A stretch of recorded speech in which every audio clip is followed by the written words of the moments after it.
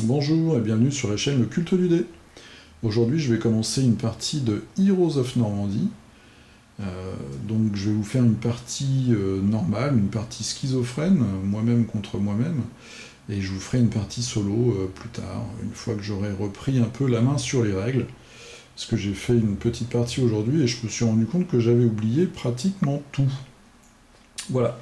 Alors, pour vous montrer les mécaniques, j'ai choisi une des premières missions du livre de règles qui s'appelle Carnage en plaine. C'est une mission assez simple où il suffit d'avoir un objectif, je vais vous montrer ça tout de suite. Les forces en présence sont quelques unités d'infanterie, un tank, un officier et quelques armes lourdes. Donc on voit ici le décor, on a deux tuiles. Là, le côté allemand, là, le côté américain, le côté allié. Juste au milieu, on voit ici, ça c'est l'objectif de la mission. Donc si on arrive à disposer une unité d'infanterie sur une des 4 cases adjacentes et que l'ennemi n'en a pas à la fin du tour, eh bien on a carrément gagné la mission. En haut, on a la même chose, mais c'est juste un objectif bonus qui va nous donner un bonus si jamais on réussit à la fin d'un tour à être adjacent. Ici, on a la réglette du nombre de tours, donc on a 6 tours maximum. Si à la fin du 6e tour, personne n'a pris possession de l'objectif, eh bien c'est un match nul. Alors, je vais commencer à vous montrer les unités et puis le terrain par le côté américain. Donc le côté américain, on voit qu'on a une route. On a ici un petit espace avec des sacs de sable, ça permet quand on est embusqué là-dedans, en fait de tirer, de s'activer en fait quand une unité ennemie bouge. Là on a une petite bande d'arbres qui sont infranchissables par les tanks. Et puis ici on a 2 arbres aussi, donc ce qui fait qu'on a un couloir en fait pour le tank qui est là. Mais sinon il serait bloqué par les arbres. Donc je vais vous montrer vite fait les unités américaines.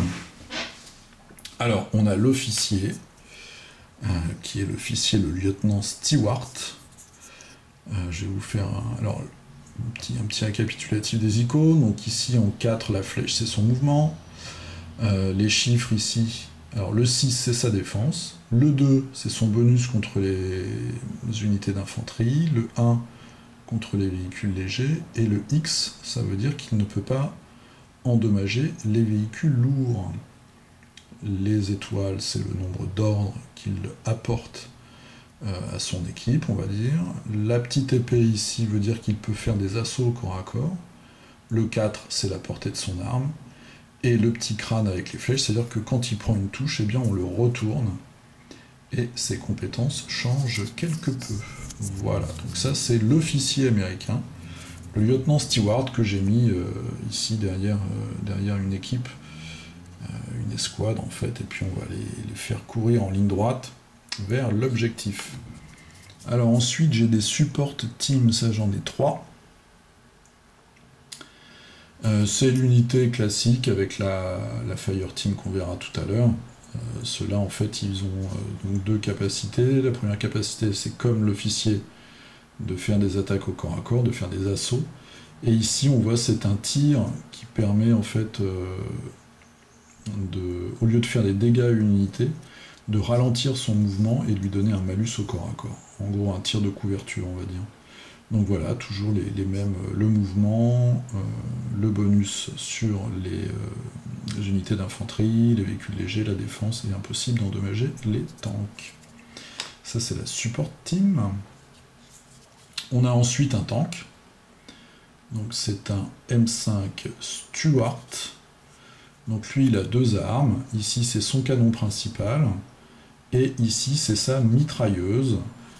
Mitrailleuse qui a quelques petites capacités, donc ici avec la flèche -2 ça veut dire qu'elle peut tirer en mouvement. Ici le premier icône avec les petites explosions jaunes, c'est-à-dire qu'il peut faire des rafales, c'est-à-dire qu'avec un coup il peut tirer sur plusieurs unités différentes.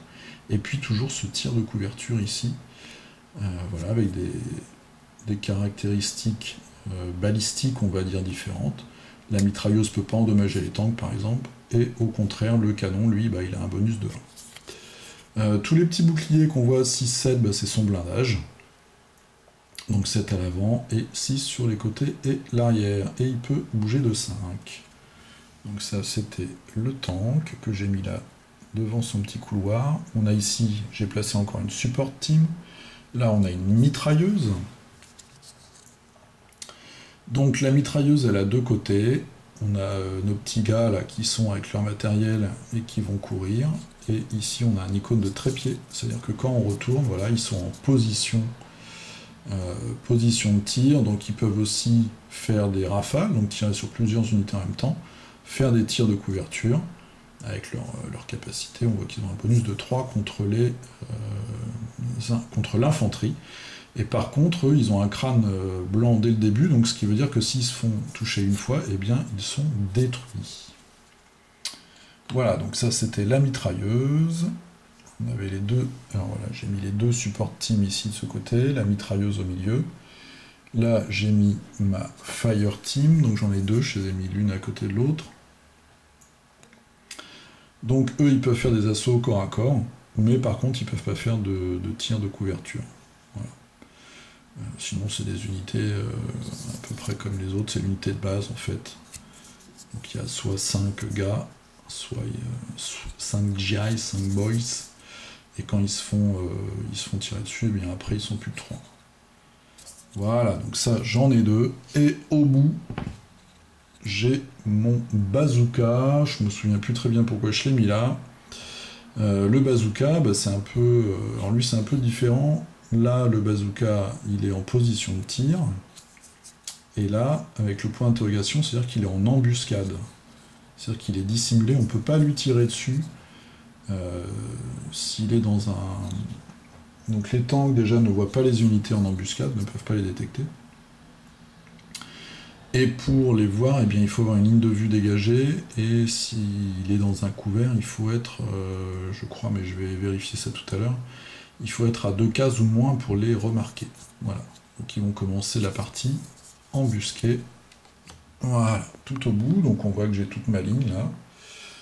Mes forces alliées. Et de l'autre côté, j'ai les forces de l'Axe, les forces allemandes. Donc on va commencer ici. Prendre un petit peu d'eau. Par deux recon team, donc ce sont des éclaireurs qui sont comme le bazooka américain en embuscade.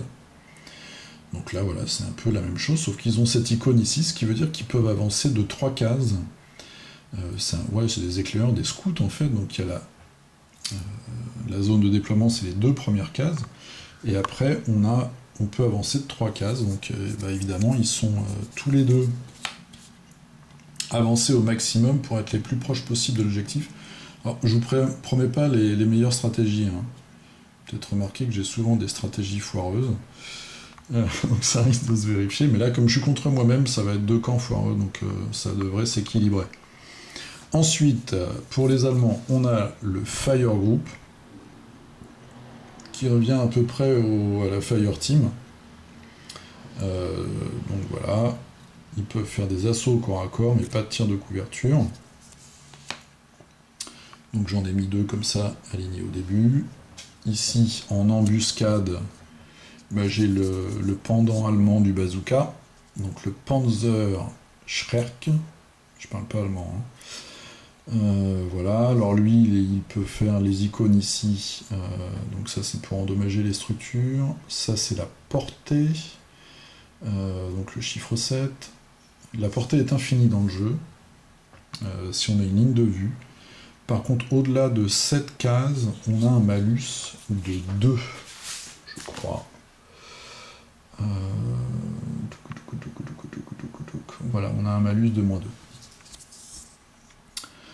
Donc eux, de toute façon, ils peuvent tirer au maximum à 7. Ils font pas de mal à l'infanterie, par contre ils ont un gros bonus contre les chars, donc c'est un peu ces 2 petits plats qui vont être chargés de faire son affaire au Stuart M5. On a l'officier allemand, Oberhauser, donc c'est le même que l'officier américain, portée de 4, il peut faire des assauts, il donne des ordres, il avance de 4. Voilà, donc je l'ai mis au milieu, à couvert, dans les arbres. En tank allemand, on a le bon vieux Panzer. Voilà, donc lui aussi il a une mitrailleuse avec ses caractéristiques ici et un canon. Donc je l'ai mis plus haut. Et tout en haut, ici, j'ai mis un dernier fire group pour essayer d'aller choper l'objectif bonus. Voilà, donc en gros, je vais essayer d'avancer, les Américains vont essayer d'avancer leur tank pour couvrir l'objectif. L'infanterie va essayer d'aller le récupérer, et ici, tout ça, ça va avancer pour couvrir ses petits camarades. En haut, là, le bazooka va essayer de se charger du tank ennemi, et puis peut-être que de l'infanterie ira essayer de récupérer aussi le bonus, mais ça, c'est pas sûr. Une des cibles étant de réussir à se camoufler là-dedans, à se protéger, pour faire des tirs d'opportunité. Du côté allemand, les éclaireurs, bah, ils vont se mettre là, je pense, pour couvrir l'objectif aussi. Donc il ne faut pas se faire surprendre parce que on verra. Vu que pour gagner la mission, il faut qu'à la fin du tour, on ait une unité d'infanterie adjacente à l'objectif, on va voir qu'il y a une phase de réserve à la fin où toutes les unités qui n'ont pas été activées avec des ordres se déplacent. Donc on peut se faire surprendre très rapidement. C'est un jeu où les parties peuvent finir très rapidement sur un coup un peu surprise. Et enfin, donc pour les Allemands, on a une deuxième vague derrière. On a le tank ici qui va essayer de se mettre à peu près au milieu pour arroser tout le monde. Et une petite équipe en haut qui va essayer d'aller récupérer l'objectif bonus. Voilà. Alors, chaque équipe a 3 ordres, plus un bluff. Ça, c'est compté, je vais vous montrer. Voilà, sur les tuiles de composition d'équipe, on voit donc des étoiles. Donc on a les 2 étoiles à droite de l'officier, et puis là, on a l'étoile de la Bazooka Squad, et on a exactement la même chose en face chez les Allemands, c'est-à-dire qu'on a les 2 étoiles de l'officier là à droite, et à gauche, on a l'étoile de la Panzerkrieg. Ah, ça doit être ça. Panzerkrieg Group, je pense. Ça doit comme ça, se prononcer comme ça. Donc chaque camp a 3 ordres. Ça veut dire qu'on va choisir 3 unités qui pourront faire des assauts, tirer, bouger. Donc il faut soit bouger, faire un assaut, soit tirer. On a également un leurre. Donc on verra ça pendant le premier tour. Exactement la même chose du côté des Allemands. Les Allemands, ils ont des grenades. Ils ont 3 jetons grenades, comme ça. Je peux les donner à une unité. Elle doit tirer à 2. Et ça fait en fait un gabarit d'explosion. On voit là le rond marron qui peut endommager l'infanterie ou les véhicules légers. Bon, il n'y en a pas. Mais qui ne fait rien au tank. Voilà, donc ça, par contre, c'est un gabarit, voilà, c'est un gabarit comme ça qui prend 4 cases et qui fait des dégâts à tout le monde en fait. Donc ça peut être assez mortel. Ensuite, et pour finir cette présentation, chaque armée a un deck de cartes et on a une main de 4 cartes. Donc on peut dépenser ces cartes-là pendant son tour et puis à la fin de chaque tour, on refait sa main. Donc j'ai tiré au hasard évidemment. Pour les Allemands, ils ont une carte qui s'appelle En Avant, qui leur permet pour une unité de se déplacer 2 cases, ça c'est pas mal. C'est les Américains, j'ai dit les Allemands, c'est les Américains ça. Tir d'opportunité, donc c'est exactement, c'est le même système je pense que quand on se trouve dans les sacs de sable. Quand l'unité adverse bouge, une de vos unités peut immédiatement lui tirer dessus. Voilà, il ne faut pas avoir agi pendant cette activation, et après on est activé et on enlève son ordre, si elle en possédait un. Voilà. Ensuite on a une carte No, c'est tout simplement pour annuler une carte adverse, mais elle retourne dans la main de l'adversaire. Et confusion, donc quand on a une unité adverse qui est suppress, donc c'est qui subit un tir de couverture, eh bien si elle avait un marqueur ordre, il est perdu. Ça, c'est les 4 cartes des Américains. Les Allemands, de leur côté, ont tiré tir sournois. Donc quand on active une de ces unités embusquées, ça c'est pas mal, parce que des unités embusquées, j'en ai 3, eh bien on n'est pas obligé, quand on tire, de retourner son pion. C'est-à-dire que quand on tire, évidemment, l'embuscade prend fin. Donc on devient face visible, et on peut être pris pour cible par les adversaires. Et bien grâce à cette carte tir sournois, ce n'est pas le cas. Action d'éclat. Donc à jouer avant d'activer une de vos unités. Votre unité peut tirer avant, pendant ou après son déplacement, même si ce déplacement se termine par un assaut. Donc ça c'est super, parce que c'est un peu comme si on avait 2 activations. Normalement on doit courir, enfin on se déplace, on fait un assaut, mais on ne peut pas tirer. Et là on peut avoir un tir gratuit en plus. Ensuite, merci le casque. Donc on voit que les cartes sont sympas, hein. Il y a à chaque fois une photo ou un dessin. Donc à jouer quand une de vos unités se prend un pas de perte. Un pas de perte, c'est quand on retourne, donc c'est un dégât en fait. Hein, quand on est retourné, voilà, je prends cette unité-là. Un pas de perte, ça veut dire qu'on va la retourner, ils vont se retrouver à 3. Voilà. Et là, un pas de perte, ils sont détruits. Pardon. Donc grâce à cette carte, merci le casque, eh bien, on peut ignorer le pas de perte, et en échange, on est suppress, donc ça veut dire on se met à couvert, en fait, comme sous un feu nourri. Et enfin, il a une carte 9, donc de l'autre côté, on a No, là c'est 9, c'est exactement pareil. C'est, eh ben, on annule une carte adverse, mais elle retourne dans sa main. Voilà, donc ils ont chacun leur carte.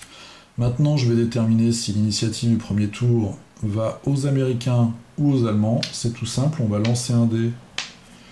Donc ce qui est pas mal, c'est qu'on a un dé, le dé américain, le dé allemand, on a des chaque. Allez.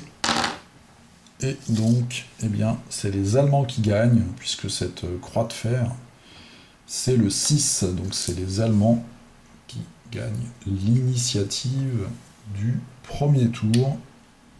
Voilà. Donc je vous retrouve dans une prochaine vidéo, pour au moins le premier tour, mais vous allez voir, ça va assez vite de toute façon. Voilà, prochaine vidéo de cette partie Schizo, je vous dis à bientôt, salut.